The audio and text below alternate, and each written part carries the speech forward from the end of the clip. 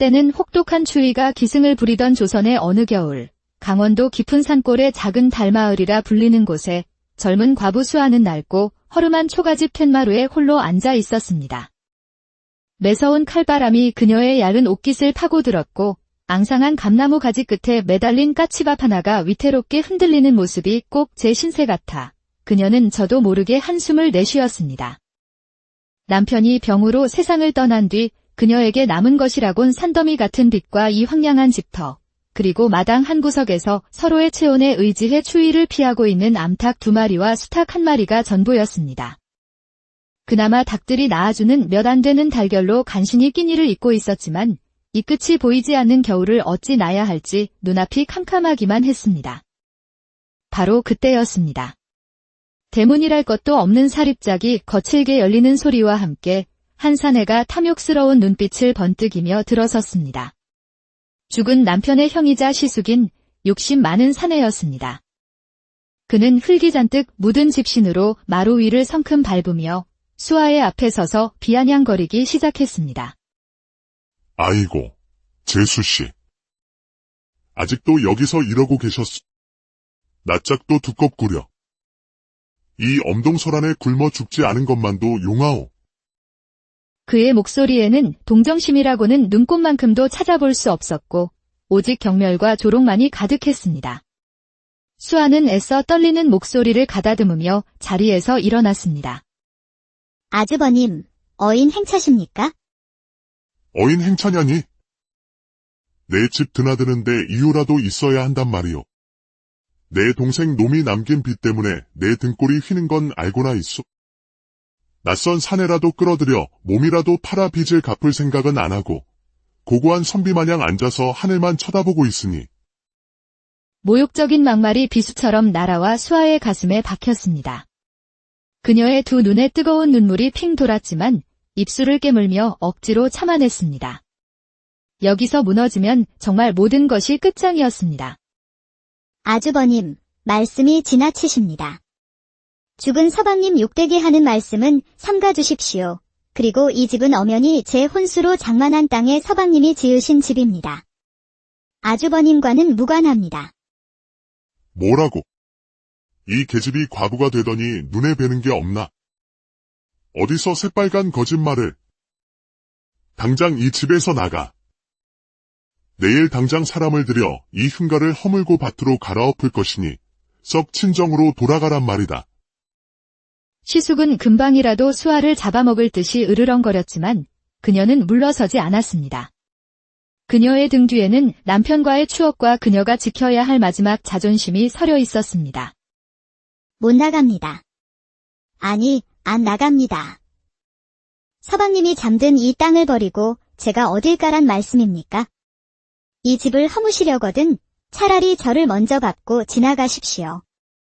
수아의 작지만 단호한 목소리에 시숙은 순간 말문이 막힌 듯 했습니다. 그는 잠시 주춤하더니 이내 더 큰 소리로 악을 썼습니다. 독사 같은 년이었구나. 그래, 좋다. 내년이 그까짓 닭 3마리 끌어안고 얼마나 버티나 내 두 눈으로 똑똑히 지켜볼 것이다.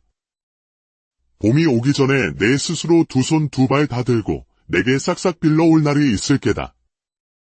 시숙은 마른 침을 바닥에 탁 뱉고는 거칠게 살인문을 열고 사라졌습니다. 그가 남기고 간 자리에는 싸늘한 냉기와 모욕감만이 맴돌았습니다. 수아는 그 자리에 못 박힌 듯 서 있다가 천천히 닭장 앞에 쪼그려 앉았습니다. 암탉 1마리가 그녀의 기척에 꼬꼬하고 울자 그녀의 눈에서 끝내 참았던 눈물 한 방울이 툭 떨어졌습니다. 하지만 그것은 절망의 눈물이 아니었습니다. 차가운 흙바닥 위에서 수아의 마음속에는 뜨거운 불씨 하나가 타오르기 시작했습니다. 혼잣말, 그래, 두고 봐라. 이 닭 3마리로 내가 어떻게 일어서는지 똑똑히 보여주겠다. 그날 이후 수아는 독한 마음을 먹고 닭들을 돌보는데 온 힘을 쏟았습니다. 낮에는 산에 가 마른 풀씨와 나무 열매를 주워 모았고 밤에는 얼마 남지 않은 솜을 꺼내 닭장 둘레를 감싸며 혹한을 막아주었습니다. 하지만 닭들이 낳는 달걀만으로는 빚을 갚기는커녕 제 입에 풀칠하기도 벅찼습니다. 이대로는 안 된다. 무슨 수라도 내야 한다. 그녀는 좁은 방 안에서 밤새 뒤척이며 방도를 고민했습니다. 그러던 어느 눈발이 흩날리는 오후, 마지막 남은 쌀 한 줌으로 죽을 쑤어 먹으려던 참이었습니다. 누군가 살인문 밖에서 조심스럽게 기침하는 소리가 들려왔습니다. 문 밖에는 남루한 옷차림의 선비 하나가 하얀 눈을 어깨에 고스란히 맞은 채 서 있었습니다. 바로 민준이라는 이름의 젊은 선비였습니다. 지나가던 길손이온데 추위와 허기가 심하여 잠시 몸이라도 녹이고 갈 수 있을지 여쭙니다. 폐가 아니라면 뜨거운 물 한 잔이라도 청할 수 있겠는지. 선비는 몹시 지쳐 보였지만 그 눈빛만은 맑고 깊었습니다. 수아는 잠시 망설였지만 차가운 눈보라 속으로 그를 다시 내칠 수는 없었습니다. 누추한 곳이지만 잠시 들어오시지요. 그녀는 선비를 팻마루에 앉히고 마지막 남은 쌀로 쏜 멀건죽과 따뜻한 물 한 사발을 내어놓았습니다. 스스로를 민준이라 밝힌 그는 과거를 보러 한양으로 가던 길에 노잣돈을 모두 잃고 며칠을 굶었다고 했습니다. 잠시 몸을 녹이던 그의 시선이 마당 한 구석의 닭장에 머물렀습니다. 마님, 실례가 아니라면 한 말씀 여쭤도 되겠습니까? 저 닭들을 저리 키우시면 얼마 못 가 모두 얼어 죽거나 굶어 죽고 말 것입니다. 갑작스러운 지적에 수아의 얼굴이 붉어졌습니다. 최선을 다하고 있었지만 부족하다는 것을 누구보다 잘 알고 있었기 때문입니다. 보시다시피 형편이 어려워 이 이상의 온기를 주기도 넉넉한 먹이를 주기도 힘듭니다. 나름대로 애는 쓰고 있지만 애쓰시는 마음은 10분 헤아리겠습니다. 하지만 방법이 잘못되었습니다. 닭은 본래 땅을 쪼아먹고 사는 짐승입니다. 저렇게 좁은 닭장 안에만 가두어두면 병이 들기 십상이지요. 그럼 어찌해야 합니까? 그녀는 지푸라기라도 잡고 싶은 심정으로 물었습니다. 민주는 팻마루에서 내려와 닭장 주변을 살피며 차근차근 설명하기 시작했습니다. 우선 닭장 바닥에는 마른 왕겨나 짚을 두껍게 깔아주어 땅의 냉기를 막아야 합니다. 그리고 닭장의 한쪽 벽은 터주어 낮 동안에는 닭들이 마당을 자유롭게 돌아다니며 흙을 쪼고 벌레를 찾아 먹을 수 있도록 해야 합니다. 또한 닭이 알을 잘 낳게 하려면 곡식만으로는 부족합니다. 단백질을 보충해 주어야 합니다. 근처 개울에서 작은 물고기나 다슬기를 잡아 말려두었다가 잘게 빻아 곡식과 섞어 먹이면 닭들이 훨씬 튼튼해지고 알도 많이, 그리고 더 크게 낳을 것입니다. 그의 설명은 수아가 한 번도 들어보지 못한 이야기였습니다. 마치 막혀있던 혈관이 뚫리는 듯한 기분이었습니다. 선비님께서는 어찌 그리 닭에 대해 잘 아십니까? 부끄러운 이야기입니다만 고향집이 가난하여 어릴 적부터 닭을 치며 자랐습니다. 책 읽는 것보다 닭 키우는 일에 더 익숙하지요. 그날 민주는 수아의 집에서 하룻밤을 묵고 다음날 새벽길을 떠났습니다. 짧은 만남이었지만 그의 말 한마디 한마디는 절망의 늪에 빠져있던 그녀에게 단단한 동아줄처럼 느껴졌습니다. 혼잣말, 그래, 한번 해보는 거야. 그 선비의 말대로. 민준이 떠난 다음 날부터 수아의 하루는 눈코 뜰 새 없이 바빠졌습니다. 그녀는 가장 먼저 닭장의 한쪽 벽을 뜯어내고 닭들이 마당을 자유롭게 누빌 수 있도록 했습니다. 날이 조금 풀리자 아직 얼음이 녹지 않은 차가운 개울물에 손을 담그고 다슬기와 작은 새우들을 잡았습니다. 손이 꽁꽁 얼어 감각이 없어질 지경이었지만 닭들에게 좋은 먹이가 될 것이라는 생각에 힘든 줄도 몰랐습니다. 아이고, 젊은 세대.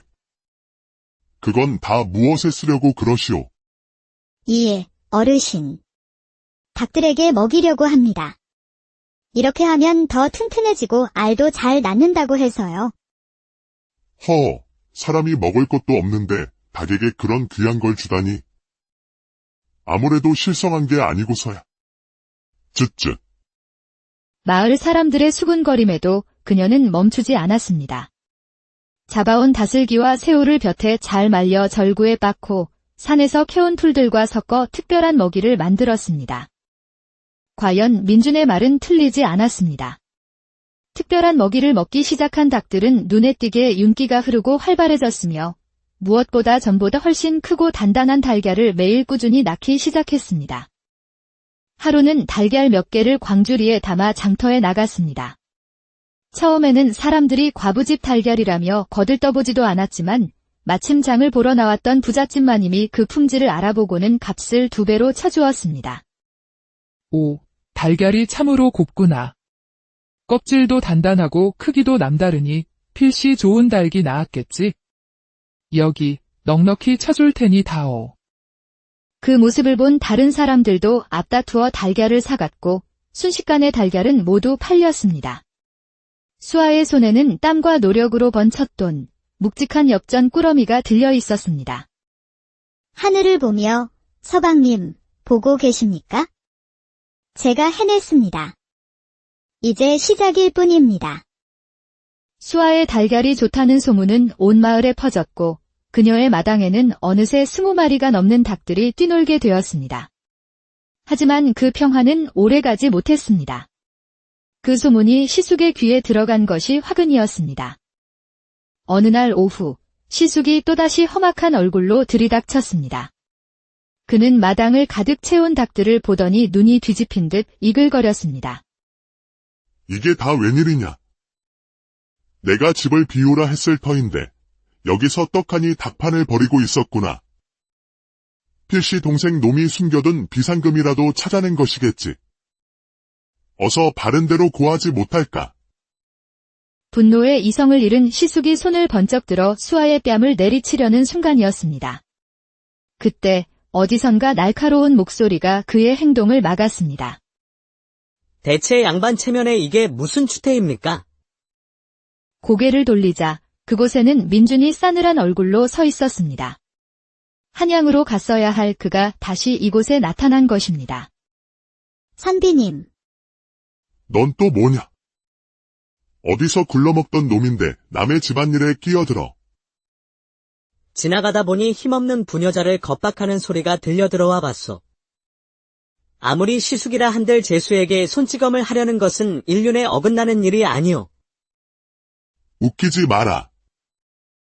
이년은 우리 집안의 재산을 빼돌린 도둑년이다. 재산이라 하셨소. 이댁 마님께서는 닭 3마리로 시작하여 이 모든 것을 스스로의 힘으로 일군 것으로 아는데 어느 것이 당신의 것이란 말이오. 그 땅이 정말 당신네 문중의 것이라 확신하시오. 혹 관아에 가서 시시비비를 가려보는 것이 어떻겠소. 만약 거짓으로 남의 재산을 탐한 것이 밝혀진다면 큰 곤장을 면치 못할 것이오. 관아와 곤장이라는 말에 시숙은 순간 움찔했습니다. 그는 민준의 기세에 눌려 더 대꾸하지 못하고 악에 바친 저주를 퍼붓고는 도망치듯 사라졌습니다. 그가 사라지자 긴장이 풀린 수아의 다리가 후들거렸습니다. 하마터면 주저앉을 뻔한 그녀를 민준이 급히 부축했습니다. 괜찮으십니까? 많이. 네, 괜찮습니다. 그런데 선비님께서는 어찌하여 다시 차마 발길이 떨어지지 않아 잠시 이 근처에 머물고 있었습니다.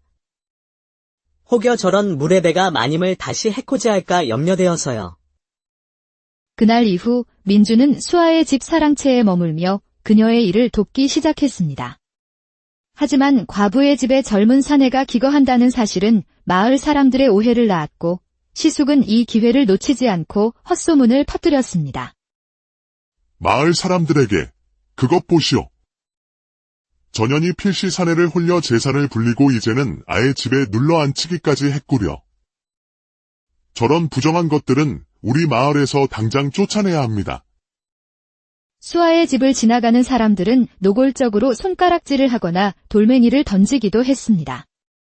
괴로운 나날이 계속되던 어느 날 밤, 민준이 비장한 목소리로 말했습니다. 마님, 우리가 힘을 합쳐 그보다 더 큰 부를 이루고 마을 사람들의 인심을 얻는다면 저런 헛소문은 저절로 사라질 것입니다.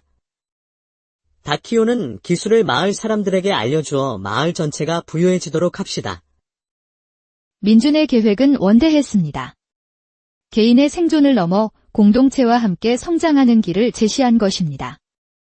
두 사람은 굳게 약속하고 수아는 마을의 가난한 집면 몇의 종자를 나눠주고 닭 키우는 법을 알려주기 시작했습니다. 하지만 이런 변화가 시숙의 눈에 곱게 보일 리 없었습니다. 그는 고을 사또와 친분이 두터운 지역 유지인 김참판을 찾아가 교묘하게 사실을 왜곡하여 고발했습니다. 김참판에게, 참판 어르신, 우리 마을의 풍기를 물랑케 하고 민심을 어지럽히는 요사스러운 과부가 하나 있습니다. 당장 그 죄를 물어 재산을 몰수하고 마을에서 쫓아내야 합니다. 며칠 뒤 수아의 집에 포졸들이 들이닥쳤습니다. 그들은 다짜고짜 수아와 머슴 행색의 민준을 포박하여 관하로 끌고 갔습니다. 차갑고 어두운 옥사에 갇히자 수아는 온몸이 사시나무처럼 떨려왔습니다. 바로 옆칸에 갇힌 민준이 낮은 목소리로 그녀를 불렀습니다. 마님, 너무 걱정하지 마십시오. 진실은 반드시 밝혀질 것입니다. 혹시 돌아가신 서방님께서 남기신 유품 중에 낡은 서책이나 문서 같은 것은 없었습니까? 낡은 나무 상자 하나가 다락에 있습니다. 그 안에 남편이 읽던 책 몇 권과 편지들이.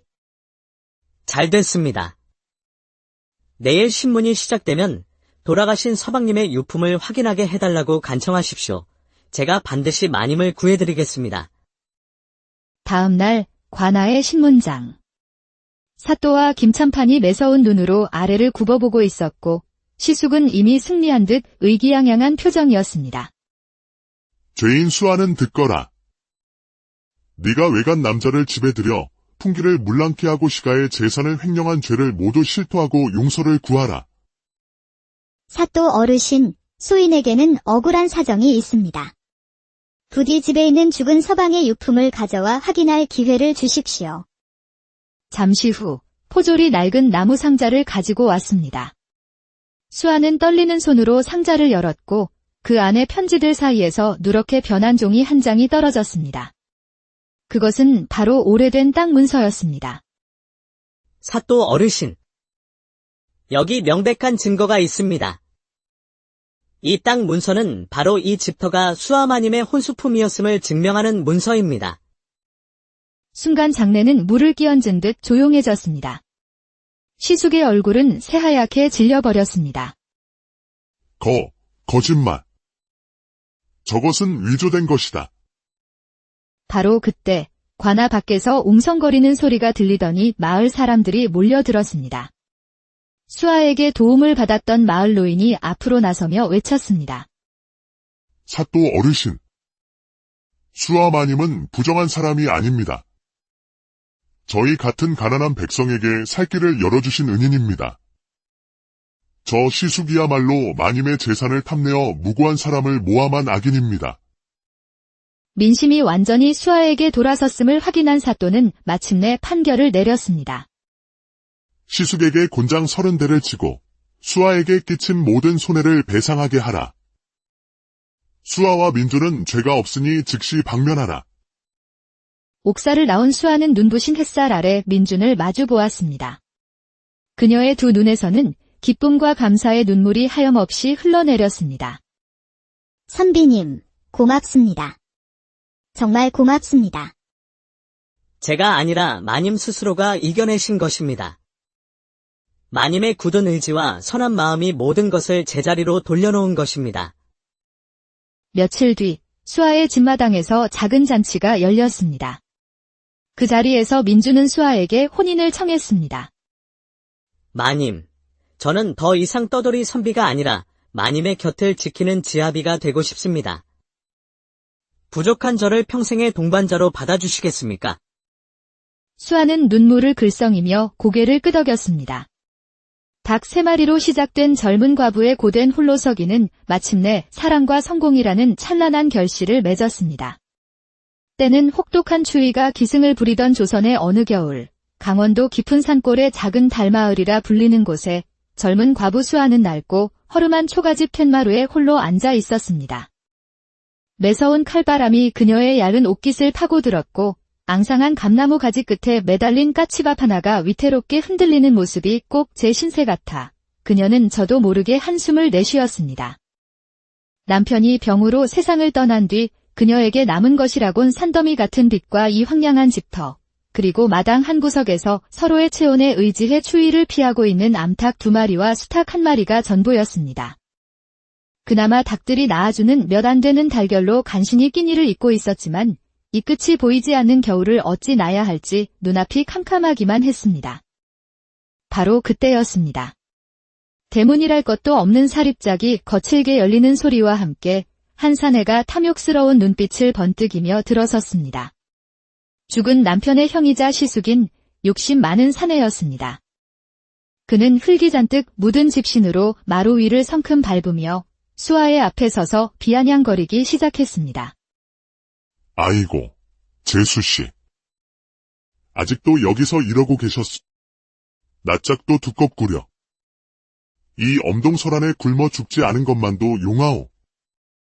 그의 목소리에는 동정심이라고는 눈꽃만큼도 찾아볼 수 없었고 오직 경멸과 조롱만이 가득했습니다. 수아는 애써 떨리는 목소리를 가다듬으며 자리에서 일어났습니다. 아주버님, 어인 행차십니까?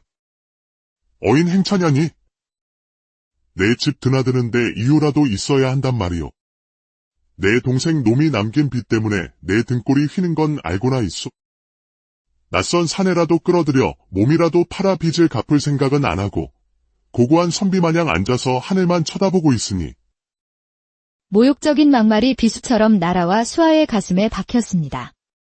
그녀의 두 눈에 뜨거운 눈물이 핑 돌았지만 입술을 깨물며 억지로 참아냈습니다. 여기서 무너지면 정말 모든 것이 끝장이었습니다. 아주버님, 말씀이 지나치십니다. 죽은 서방님 욕되게 하는 말씀은 삼가주십시오. 그리고 이 집은 엄연히 제 혼수로 장만한 땅에 서방님이 지으신 집입니다. 아주버님과는 무관합니다. 뭐라고? 이 계집이 과부가 되더니 눈에 뵈는 게 없나? 어디서 새빨간 거짓말을. 당장 이 집에서 나가. 내일 당장 사람을 들여 이 흉가를 허물고 밭으로 갈아엎을 것이니 썩 친정으로 돌아가란 말이다. 시숙은 금방이라도 수아를 잡아먹을 듯이 으르렁거렸지만 그녀는 물러서지 않았습니다. 그녀의 등 뒤에는 남편과의 추억과 그녀가 지켜야 할 마지막 자존심이 서려 있었습니다. 못 나갑니다. 아니, 안 나갑니다. 서방님이 잠든 이 땅을 버리고 제가 어딜 가란 말씀입니까? 이 집을 허무시려거든 차라리 저를 먼저 밟고 지나가십시오. 수아의 작지만 단호한 목소리에 시숙은 순간 말문이 막힌 듯 했습니다. 그는 잠시 주춤하더니 이내 더 큰 소리로 악을 썼습니다. 독사 같은 년이었구나. 그래, 좋다. 내년이 그까짓 닭 3마리 끌어안고 얼마나 버티나 내 두 눈으로 똑똑히 지켜볼 것이다. 봄이 오기 전에 내 스스로 두 손 두 발 다 들고 내게 싹싹 빌러올 날이 있을 게다. 시숙은 마른 침을 바닥에 탁 뱉고는 거칠게 살인문을 열고 사라졌습니다. 그가 남기고 간 자리에는 싸늘한 냉기와 모욕감만이 맴돌았습니다. 수아는 그 자리에 못 박힌 듯 서 있다가 천천히 닭장 앞에 쪼그려 앉았습니다. 암탉 1마리가 그녀의 기척에 꼬꼬하고 울자 그녀의 눈에서 끝내 참았던 눈물 한 방울이 툭 떨어졌습니다. 하지만 그것은 절망의 눈물이 아니었습니다. 차가운 흙바닥 위에서 수아의 마음속에는 뜨거운 불씨 하나가 타오르기 시작했습니다. 혼잣말, 그래, 두고 봐라. 이 닭 3마리로 내가 어떻게 일어서는지 똑똑히 보여주겠다. 그날 이후 수아는 독한 마음을 먹고 닭들을 돌보는데 온 힘을 쏟았습니다.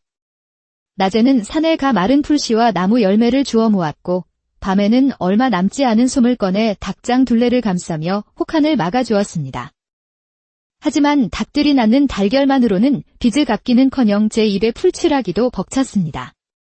이대로는 안 된다. 무슨 수라도 내야 한다. 그녀는 좁은 방 안에서 밤새 뒤척이며 방도를 고민했습니다. 그러던 어느 눈발이 흩날리는 오후, 마지막 남은 쌀 한 줌으로 죽을 쑤어 먹으려던 참이었습니다.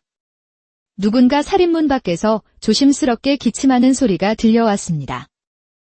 문 밖에는 남루한 옷차림의 선비 하나가 하얀 눈을 어깨에 고스란히 맞은 채 서 있었습니다. 바로 민준이라는 이름의 젊은 선비였습니다. 지나가던 길손이온데 추위와 허기가 심하여 잠시 몸이라도 녹이고 갈 수 있을지 여쭙니다. 폐가 아니라면 뜨거운 물 한 잔이라도 청할 수 있겠는지. 선비는 몹시 지쳐 보였지만 그 눈빛만은 맑고 깊었습니다.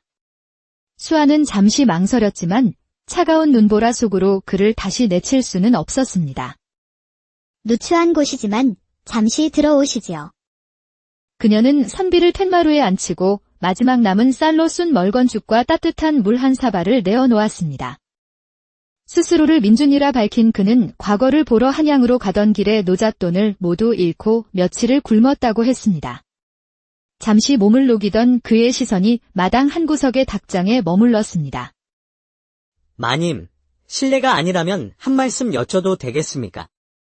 저 닭들을 저리 키우시면 얼마 못 가 모두 얼어 죽거나 굶어 죽고 말 것입니다. 갑작스러운 지적에 수아의 얼굴이 붉어졌습니다. 최선을 다하고 있었지만 부족하다는 것을 누구보다 잘 알고 있었기 때문입니다. 보시다시피 형편이 어려워 이 이상의 온기를 주기도 넉넉한 먹이를 주기도 힘듭니다. 나름대로 애는 쓰고 있지만 애쓰시는 마음은 10분 헤아리겠습니다. 하지만 방법이 잘못되었습니다. 닭은 본래 땅을 쪼아먹고 사는 짐승입니다. 저렇게 좁은 닭장 안에만 가두어두면 병이 들기 십상이지요. 그럼 어찌해야 합니까? 그녀는 지푸라기라도 잡고 싶은 심정으로 물었습니다.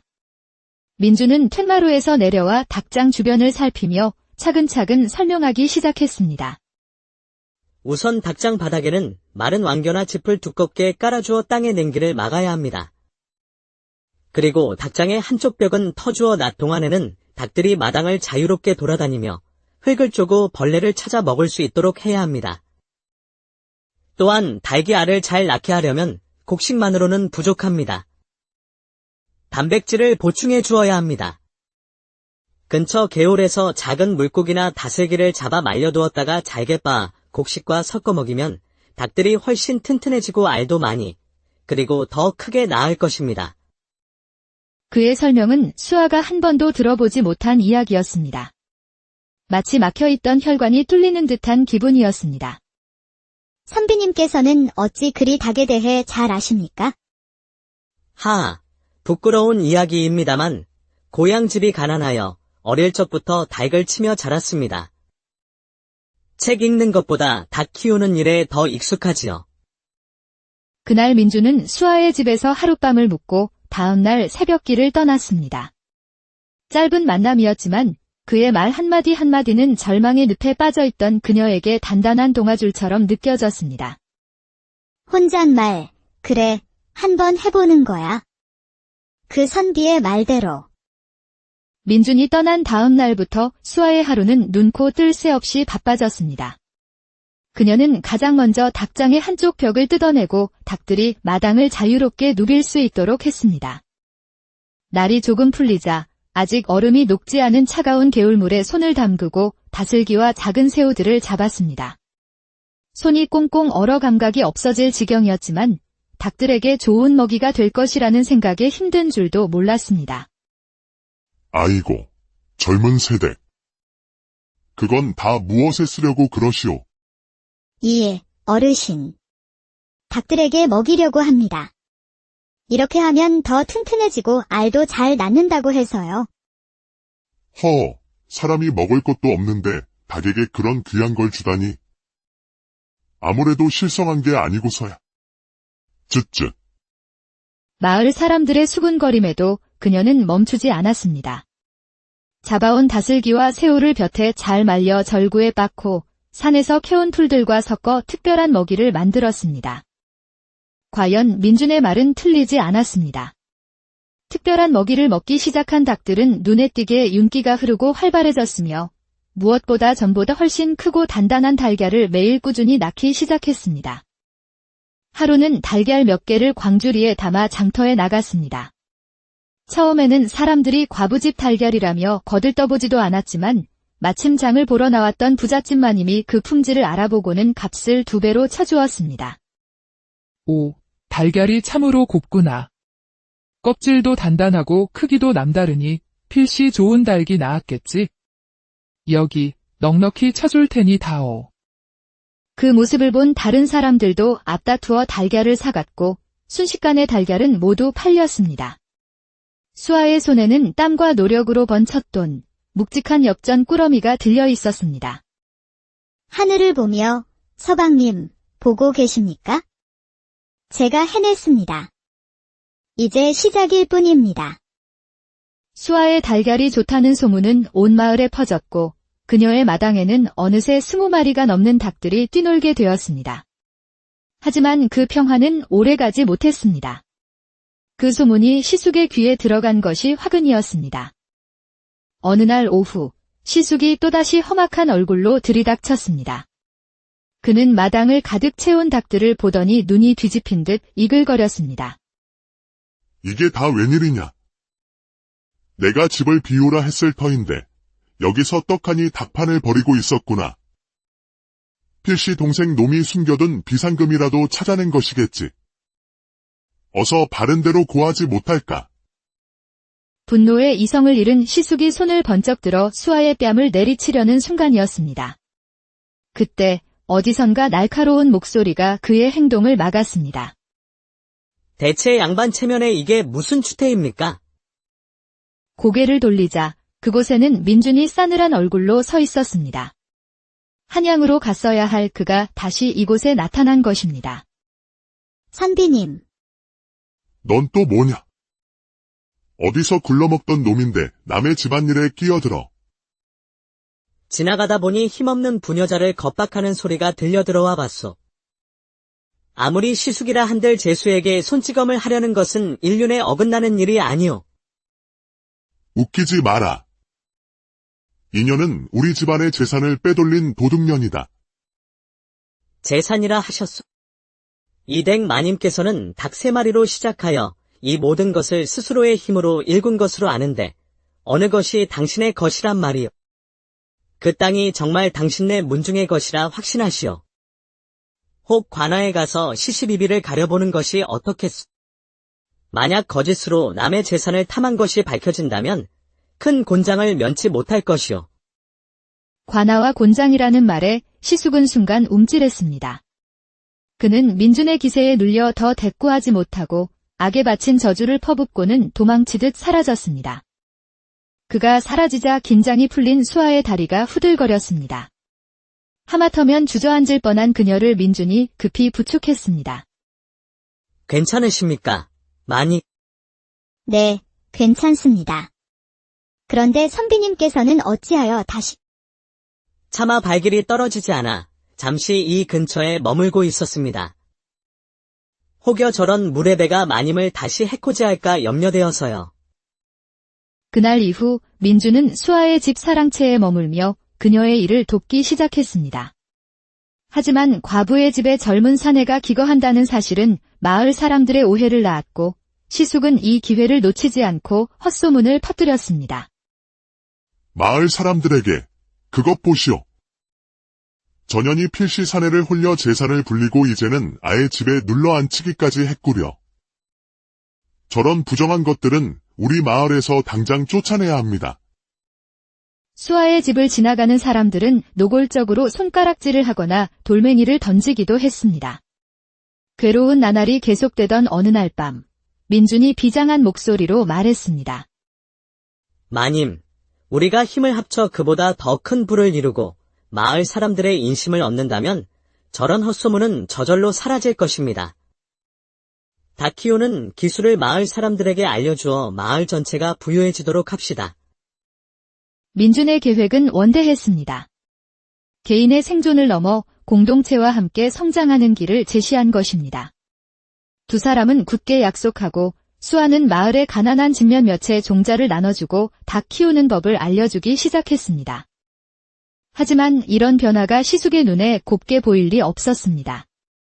그는 고을 사또와 친분이 두터운 지역 유지인 김참판을 찾아가 교묘하게 사실을 왜곡하여 고발했습니다.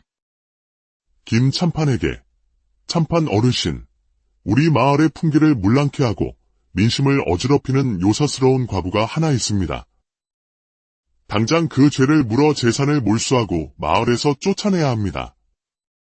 며칠 뒤 수아의 집에 포졸들이 들이닥쳤습니다. 그들은 다짜고짜 수아와 머슴 행색의 민준을 포박하여 관아로 끌고 갔습니다. 차갑고 어두운 옥사에 갇히 자 수아는 온몸이 사시나무처럼 떨려왔습니다. 바로 옆칸에 갇힌 민준이 낮은 목소리로 그녀를 불렀습니다.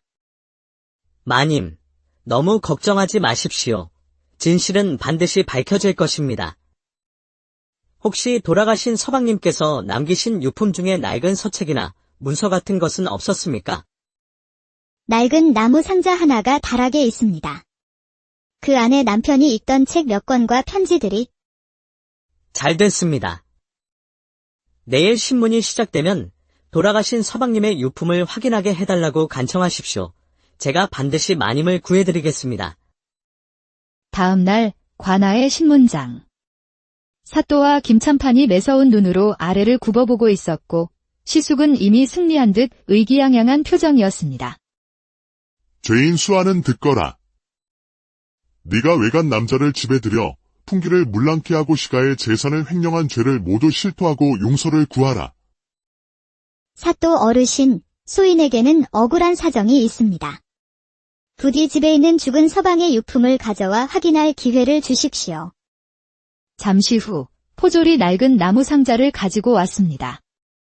수아는 떨리는 손으로 상자를 열었고 그 안에 편지들 사이에서 누렇게 변한 종이 한 장이 떨어졌습니다. 그것은 바로 오래된 땅 문서였습니다. 사또 어르신, 여기 명백한 증거가 있습니다. 이 땅 문서는 바로 이 집터가 수아마님의 혼수품이었음을 증명하는 문서입니다. 순간 장내는 물을 끼얹은 듯 조용해졌습니다. 시숙의 얼굴은 새하얗게 질려버렸습니다. 거짓말. 저것은 위조된 것이다. 바로 그때 관아 밖에서 웅성거리는 소리가 들리더니 마을 사람들이 몰려들었습니다. 수아에게 도움을 받았던 마을 노인이 앞으로 나서며 외쳤습니다. 사또 어르신. 수아 마님은 부정한 사람이 아닙니다. 저희 같은 가난한 백성에게 살 길을 열어주신 은인입니다. 저 시숙이야말로 마님의 재산을 탐내어 무고한 사람을 모함한 악인입니다. 민심이 완전히 수아에게 돌아섰음을 확인한 사또는 마침내 판결을 내렸습니다. 시숙에게 곤장 30대를 치고 수아에게 끼친 모든 손해를 배상하게 하라. 수아와 민준은 죄가 없으니 즉시 방면하라. 옥사를 나온 수아는 눈부신 햇살 아래 민준을 마주 보았습니다. 그녀의 두 눈에서는 기쁨과 감사의 눈물이 하염없이 흘러내렸습니다. 선비님, 고맙습니다. 정말 고맙습니다. 제가 아니라 마님 스스로가 이겨내신 것입니다. 마님의 굳은 의지와 선한 마음이 모든 것을 제자리로 돌려놓은 것입니다. 며칠 뒤 수아의 집마당에서 작은 잔치가 열렸습니다. 그 자리에서 민준은 수아에게 혼인을 청했습니다. 마님, 저는 더 이상 떠돌이 선비가 아니라 마님의 곁을 지키는 지아비가 되고 싶습니다. 부족한 저를 평생의 동반자로 받아주시겠습니까? 수아는 눈물을 글썽이며 고개를 끄덕였습니다. 닭 3마리로 시작된 젊은 과부의 고된 홀로서기는 마침내 사랑과 성공이라는 찬란한 결실을 맺었습니다. 때는 혹독한 추위가 기승을 부리던 조선의 어느 겨울, 강원도 깊은 산골의 작은 달마을이라 불리는 곳에 젊은 과부 수아는 낡고 허름한 초가집 툇마루에 홀로 앉아 있었습니다. 매서운 칼바람이 그녀의 얇은 옷깃을 파고들었고 앙상한 감나무 가지 끝에 매달린 까치밥 하나가 위태롭게 흔들리는 모습이 꼭 제 신세 같아 그녀는 저도 모르게 한숨을 내쉬었습니다. 남편이 병으로 세상을 떠난 뒤 그녀에게 남은 것이라곤 산더미 같은 빚과 이 황량한 집터, 그리고 마당 한 구석에서 서로의 체온에 의지해 추위를 피하고 있는 암탉 2마리와 수탉 1마리가 전부였습니다. 그나마 닭들이 낳아주는 몇 안 되는 달걀로 간신히 끼니를 잇고 있었지만 이 끝이 보이지 않는 겨울을 어찌 나야 할지 눈앞이 캄캄하기만 했습니다. 바로 그때였습니다. 대문이랄 것도 없는 사립작이 거칠게 열리는 소리와 함께 한 사내가 탐욕스러운 눈빛을 번뜩이며 들어섰습니다. 죽은 남편의 형이자 시숙인 욕심 많은 사내였습니다. 그는 흙이 잔뜩 묻은 집신으로 마루 위를 성큼 밟으며 수아의 앞에 서서 비아냥거리기 시작했습니다. 아이고, 재수씨. 아직도 여기서 이러고 계셨어. 낯짝도 두껍구려. 이 엄동설 안에 굶어 죽지 않은 것만도 용하오. 그의 목소리에는 동정심이라고는 눈꼽만큼도 찾아볼 수 없었고 오직 경멸과 조롱만이 가득했습니다. 수아는 애써 떨리는 목소리를 가다듬으며 자리에서 일어났습니다. 아주버님, 어인 행차십니까? 어인 행차냐니? 내 집 드나드는데 이유라도 있어야 한단 말이오. 내 동생 놈이 남긴 빚 때문에 내 등골이 휘는 건 알고나 있소. 낯선 사내라도 끌어들여 몸이라도 팔아 빚을 갚을 생각은 안 하고 고고한 선비 마냥 앉아서 하늘만 쳐다보고 있으니. 모욕적인 막말이 비수처럼 날아와 수아의 가슴에 박혔습니다. 그녀의 두 눈에 뜨거운 눈물이 핑 돌았지만 입술을 깨물며 억지로 참아냈습니다. 여기서 무너지면 정말 모든 것이 끝장이었습니다. 아주버님, 말씀이 지나치십니다. 죽은 서방님 욕되게 하는 말씀은 삼가주십시오. 그리고 이 집은 엄연히 제 혼수로 장만한 땅에 서방님이 지으신 집입니다. 아주버님과는 무관합니다. 뭐라고?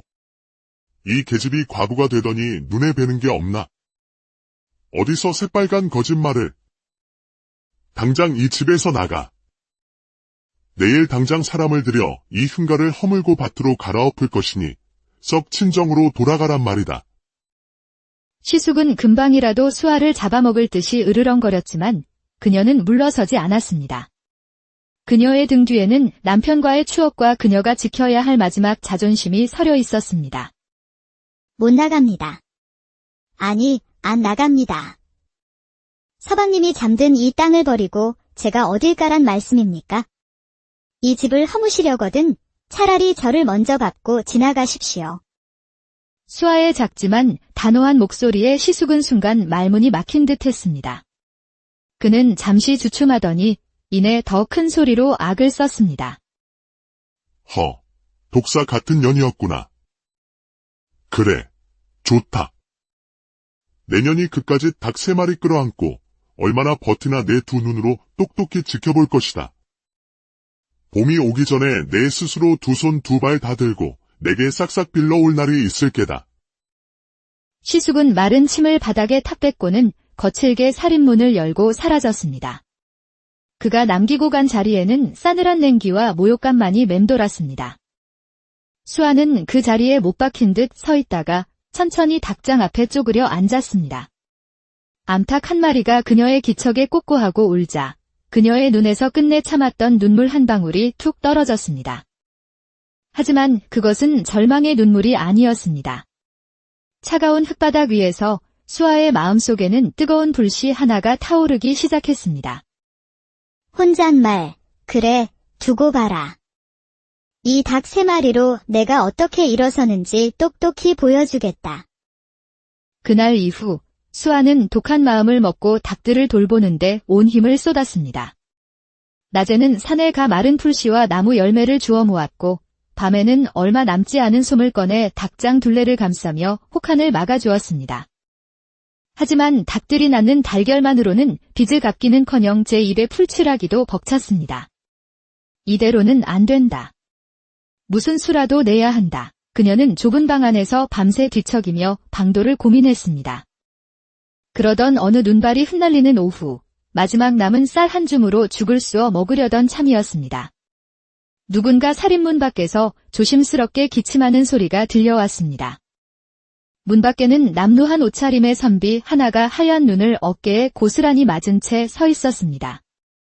바로 민준이라는 이름의 젊은 선비였습니다. 지나가던 길손이온데 추위와 허기가 심하여 잠시 몸이라도 녹이고 갈 수 있을지 여쭙니다. 폐가 아니라면 뜨거운 물 한 잔이라도 청할 수 있겠는지. 선비는 몹시 지쳐 보였지만 그 눈빛만은 맑고 깊었습니다. 수아는 잠시 망설였지만 차가운 눈보라 속으로 그를 다시 내칠 수는 없었습니다. 누추한 곳이지만 잠시 들어오시지요. 그녀는 선비를 팻마루에 앉히고 마지막 남은 쌀로 쏜 멀건죽과 따뜻한 물 한 사발을 내어놓았습니다. 스스로를 민준이라 밝힌 그는 과거를 보러 한양으로 가던 길에 노잣돈을 모두 잃고 며칠을 굶었다고 했습니다. 잠시 몸을 녹이던 그의 시선이 마당 한 구석의 닭장에 머물렀습니다. 마님, 실례가 아니라면 한 말씀 여쭤도 되겠습니까? 저 닭들을 저리 키우시면 얼마 못 가 모두 얼어 죽거나 굶어 죽고 말 것입니다. 갑작스러운 지적에 수아의 얼굴이 붉어졌습니다. 최선을 다하고 있었지만 부족하다는 것을 누구보다 잘 알고 있었기 때문입니다. 보시다시피 형편이 어려워 이 이상의 온기를 주기도 넉넉한 먹이를 주기도 힘듭니다. 나름대로 애는 쓰고 있지만 애쓰시는 마음은 10분 헤아리겠습니다. 하지만 방법이 잘못되었습니다. 닭은 본래 땅을 쪼아먹고 사는 짐승입니다. 저렇게 좁은 닭장 안에만 가두어두면 병이 들기 십상이지요. 그럼 어찌해야 합니까? 그녀는 지푸라기라도 잡고 싶은 심정으로 물었습니다. 민주는 팻마루에서 내려와 닭장 주변을 살피며 차근차근 설명하기 시작했습니다. 우선 닭장 바닥에는 마른 왕겨나 짚을 두껍게 깔아주어 땅의 냉기를 막아야 합니다. 그리고 닭장의 한쪽 벽은 터주어 낮 동안에는 닭들이 마당을 자유롭게 돌아다니며 흙을 쪼고 벌레를 찾아 먹을 수 있도록 해야 합니다. 또한 닭이 알을 잘 낳게 하려면 곡식만으로는 부족합니다. 단백질을 보충해 주어야 합니다. 근처 개울에서 작은 물고기나 다슬기를 잡아 말려두었다가 잘게 빻아 곡식과 섞어 먹이면 닭들이 훨씬 튼튼해지고 알도 많이, 그리고 더 크게 낳을 것입니다. 그의 설명은 수아가 한 번도 들어보지 못한 이야기였습니다. 마치 막혀있던 혈관이 뚫리는 듯한 기분이었습니다. 선비님께서는 어찌 그리 닭에 대해 잘 아십니까? 부끄러운 이야기입니다만 고향집이 가난하여 어릴 적부터 닭을 치며 자랐습니다. 책 읽는 것보다 닭 키우는 일에 더 익숙하지요. 그날 민주는 수아의 집에서 하룻밤을 묵고 다음날 새벽길을 떠났습니다. 짧은 만남이었지만 그의 말 한마디 한마디는 절망의 늪에 빠져있던 그녀에게 단단한 동아줄처럼 느껴졌습니다. 혼잣말, 그래, 한번 해보는 거야. 그 선비의 말대로. 민준이 떠난 다음 날부터 수아의 하루는 눈코 뜰 새 없이 바빠졌습니다. 그녀는 가장 먼저 닭장의 한쪽 벽을 뜯어내고 닭들이 마당을 자유롭게 누빌 수 있도록 했습니다. 날이 조금 풀리자 아직 얼음이 녹지 않은 차가운 개울물에 손을 담그고 다슬기와 작은 새우들을 잡았습니다. 손이 꽁꽁 얼어 감각이 없어질 지경이었지만 닭들에게 좋은 먹이가 될 것이라는 생각에 힘든 줄도 몰랐습니다. 아이고, 젊은 세대. 그건 다 무엇에 쓰려고 그러시오? 이에, 어르신. 닭들에게 먹이려고 합니다. 이렇게 하면 더 튼튼해지고 알도 잘 낳는다고 해서요. 사람이 먹을 것도 없는데 닭에게 그런 귀한 걸 주다니. 아무래도 실성한 게 아니고서야. 쯧쯧. 마을 사람들의 수군거림에도 그녀는 멈추지 않았습니다. 잡아온 다슬기와 새우를 볕에 잘 말려 절구에 빻고 산에서 캐온 풀들과 섞어 특별한 먹이를 만들었습니다. 과연 민준의 말은 틀리지 않았습니다. 특별한 먹이를 먹기 시작한 닭들은 눈에 띄게 윤기가 흐르고 활발해졌으며 무엇보다 전보다 훨씬 크고 단단한 달걀을 매일 꾸준히 낳기 시작했습니다. 하루는 달걀 몇 개를 광주리에 담아 장터에 나갔습니다. 처음에는 사람들이 과부집 달걀이라며 거들떠보지도 않았지만 마침 장을 보러 나왔던 부잣집 마님이 그 품질을 알아보고는 값을 2배로 쳐주었습니다. 달걀이 참으로 곱구나. 껍질도 단단하고 크기도 남다르니 필시 좋은 닭이 나왔겠지. 여기 넉넉히 쳐줄 테니 다오. 그 모습을 본 다른 사람들도 앞다투어 달걀을 사갔고 순식간에 달걀은 모두 팔렸습니다. 수아의 손에는 땀과 노력으로 번 첫 돈, 묵직한 엽전 꾸러미가 들려 있었습니다. 하늘을 보며 서방님, 보고 계십니까? 제가 해냈습니다. 이제 시작일 뿐입니다. 수아의 달걀이 좋다는 소문은 온 마을에 퍼졌고 그녀의 마당에는 어느새 20마리가 넘는 닭들이 뛰놀게 되었습니다. 하지만 그 평화는 오래가지 못했습니다. 그 소문이 시숙의 귀에 들어간 것이 화근이었습니다. 어느 날 오후, 시숙이 또다시 험악한 얼굴로 들이닥쳤습니다. 그는 마당을 가득 채운 닭들을 보더니 눈이 뒤집힌 듯 이글거렸습니다. 이게 다 웬일이냐? 내가 집을 비우라 했을 터인데 여기서 떡하니 닭판을 버리고 있었구나. 필시 동생 놈이 숨겨둔 비상금이라도 찾아낸 것이겠지. 어서 바른 대로 고하지 못할까? 분노에 이성을 잃은 시숙이 손을 번쩍 들어 수아의 뺨을 내리치려는 순간이었습니다. 그때 어디선가 날카로운 목소리가 그의 행동을 막았습니다. 대체 양반 체면에 이게 무슨 추태입니까? 고개를 돌리자 그곳에는 민준이 싸늘한 얼굴로 서 있었습니다. 한양으로 갔어야 할 그가 다시 이곳에 나타난 것입니다. 선비님, 넌 또 뭐냐? 어디서 굴러먹던 놈인데 남의 집안일에 끼어들어. 지나가다 보니 힘없는 부녀자를 겁박하는 소리가 들려 들어와 봤소. 아무리 시숙이라 한들 제수에게 손찌검을 하려는 것은 인륜에 어긋나는 일이 아니오. 웃기지 마라. 이년은 우리 집안의 재산을 빼돌린 도둑년이다. 재산이라 하셨소. 이댁 마님께서는 닭 3마리로 시작하여 이 모든 것을 스스로의 힘으로 일군 것으로 아는데 어느 것이 당신의 것이란 말이오. 그 땅이 정말 당신네 문중의 것이라 확신하시오. 혹 관아에 가서 시시비비를 가려보는 것이 어떻겠소. 만약 거짓으로 남의 재산을 탐한 것이 밝혀진다면 큰 곤장을 면치 못할 것이오. 관아와 곤장이라는 말에 시숙은 순간 움찔했습니다. 그는 민준의 기세에 눌려 더 대꾸하지 못하고 악에 바친 저주를 퍼붓고는 도망치듯 사라졌습니다. 그가 사라지자 긴장이 풀린 수아의 다리가 후들거렸습니다. 하마터면 주저앉을 뻔한 그녀를 민준이 급히 부축했습니다. 괜찮으십니까? 많이. 네, 괜찮습니다. 그런데 선비님께서는 어찌하여 다시 차마 발길이 떨어지지 않아 잠시 이 근처에 머물고 있었습니다. 혹여 저런 물의 배가 마님을 다시 해코지할까 염려되어서요. 그날 이후 민준은 수아의 집 사랑채에 머물며 그녀의 일을 돕기 시작했습니다. 하지만 과부의 집에 젊은 사내가 기거한다는 사실은 마을 사람들의 오해를 낳았고 시숙은 이 기회를 놓치지 않고 헛소문을 퍼뜨렸습니다. 마을 사람들에게 그것 보시오. 전현이 필시 사내를 홀려 재산을 불리고 이제는 아예 집에 눌러앉히기까지 했구려. 저런 부정한 것들은 우리 마을에서 당장 쫓아내야 합니다. 수아의 집을 지나가는 사람들은 노골적으로 손가락질을 하거나 돌멩이를 던지기도 했습니다. 괴로운 나날이 계속되던 어느 날 밤, 민준이 비장한 목소리로 말했습니다. 마님, 우리가 힘을 합쳐 그보다 더 큰 부를 이루고 마을 사람들의 인심을 얻는다면 저런 헛소문은 저절로 사라질 것입니다. 닭 키우는 기술을 마을 사람들에게 알려주어 마을 전체가 부유해지도록 합시다. 민준의 계획은 원대했습니다. 개인의 생존을 넘어 공동체와 함께 성장하는 길을 제시한 것입니다. 두 사람은 굳게 약속하고 수아는 마을의 가난한 집면 몇의 종자를 나눠주고 닭 키우는 법을 알려주기 시작했습니다. 하지만 이런 변화가 시숙의 눈에 곱게 보일 리 없었습니다.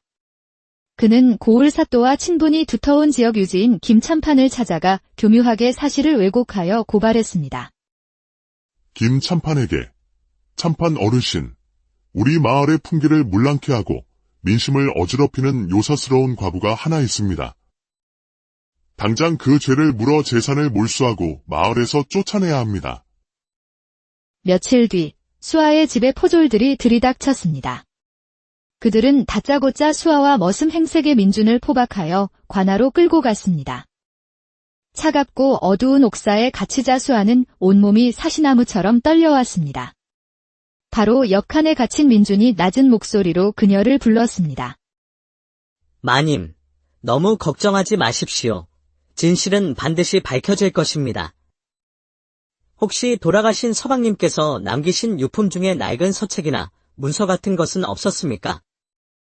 낡은 나무 상자 하나가 다락에 있습니다. 그 안에 남편이 읽던 책 몇 권과 편지들이.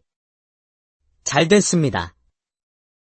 내일 신문이 시작되면 돌아가신 서방님의 유품을 확인하게 해달라고 간청하십시오. 제가 반드시 마님을 구해드리겠습니다. 다음 날 관아의 신문장. 사또와 김참판이 매서운 눈으로 아래를 굽어보고 있었고 시숙은 이미 승리한 듯 의기양양한 표정이었습니다. 죄인 수아는 듣거라.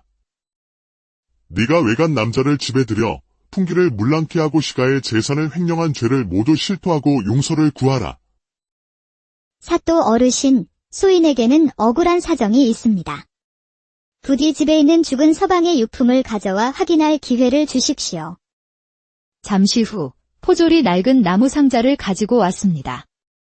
수아는 떨리는 손으로 상자를 열었고 그 안에 편지들 사이에서 누렇게 변한 종이 한 장이 떨어졌습니다. 그것은 바로 오래된 땅 문서였습니다.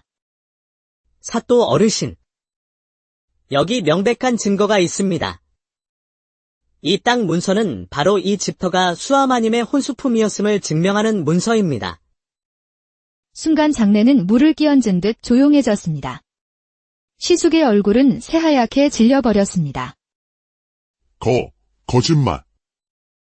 저것은 위조된 것이다. 바로 그때 관아 밖에서 웅성거리는 소리가 들리더니 마을 사람들이 몰려들었습니다. 수아에게 도움을 받았던 마을 노인이 앞으로 나서며 외쳤습니다. 사또 어르신. 수아 마님은 부정한 사람이 아닙니다. 저희 같은 가난한 백성에게 살 길을 열어주신 은인입니다. 저 시숙이야말로 마님의 재산을 탐내어 무고한 사람을 모함한 악인입니다. 민심이 완전히 수아에게 돌아섰음을 확인한 사또는 마침내 판결을 내렸습니다. 시숙에게 곤장 30대를 치고 수아에게 끼친 모든 손해를 배상하게 하라. 수아와 민주는 죄가 없으니 즉시 방면하라. 옥사를 나온 수아는 눈부신 햇살 아래 민준을 마주 보았습니다. 그녀의 두 눈에서는 기쁨과 감사의 눈물이 하염없이 흘러내렸습니다. 선비님, 고맙습니다. 정말 고맙습니다. 제가 아니라 마님 스스로가 이겨내신 것입니다. 마님의 굳은 의지와 선한 마음이 모든 것을 제자리로 돌려놓은 것입니다. 며칠 뒤 수아의 집마당에서 작은 잔치가 열렸습니다. 그 자리에서 민주는 수아에게 혼인을 청했습니다. 마님, 저는 더 이상 떠돌이 선비가 아니라 마님의 곁을 지키는 지아비가 되고 싶습니다. 부족한 저를 평생의 동반자로 받아주시겠습니까? 수아는 눈물을 글썽이며 고개를 끄덕였습니다. 닭 3마리로 시작된 젊은 과부의 고된 홀로서기는 마침내 사랑과 성공이라는 찬란한 결실을 맺었습니다. 때는 혹독한 추위가 기승을 부리던 조선의 어느 겨울, 강원도 깊은 산골의 작은 달마을이라 불리는 곳에 젊은 과부 수아는 낡고 허름한 초가집 툇마루에 홀로 앉아 있었습니다. 매서운 칼바람이 그녀의 얇은 옷깃을 파고들었고 앙상한 감나무 가지 끝에 매달린 까치밥 하나가 위태롭게 흔들리는 모습이 꼭 제 신세 같아 그녀는 저도 모르게 한숨을 내쉬었습니다. 남편이 병으로 세상을 떠난 뒤 그녀에게 남은 것이라곤 산더미 같은 빚과 이 황량한 집터, 그리고 마당 한 구석에서 서로의 체온에 의지해 추위를 피하고 있는 암탉 2마리와 수탉 1마리가 전부였습니다. 그나마 닭들이 낳아주는 몇 안 되는 달걀로 간신히 끼니를 잇고 있었지만 이 끝이 보이지 않는 겨울을 어찌 나야 할지 눈앞이 캄캄하기만 했습니다. 바로 그때였습니다. 대문이랄 것도 없는 사립작이 거칠게 열리는 소리와 함께 한 사내가 탐욕스러운 눈빛을 번뜩이며 들어섰습니다. 죽은 남편의 형이자 시숙인 욕심 많은 사내였습니다. 그는 흙이 잔뜩 묻은 집신으로 마루 위를 성큼 밟으며 수아의 앞에 서서 비아냥거리기 시작했습니다. 아이고, 재수씨. 아직도 여기서 이러고 계셨소. 낯짝도 두껍구려. 이 엄동설 안에 굶어 죽지 않은 것만도 용하오. 그의 목소리에는 동정심이라고는 눈꽃만큼도 찾아볼 수 없었고 오직 경멸과 조롱만이 가득했습니다. 수아는 애써 떨리는 목소리를 가다듬으며 자리에서 일어났습니다.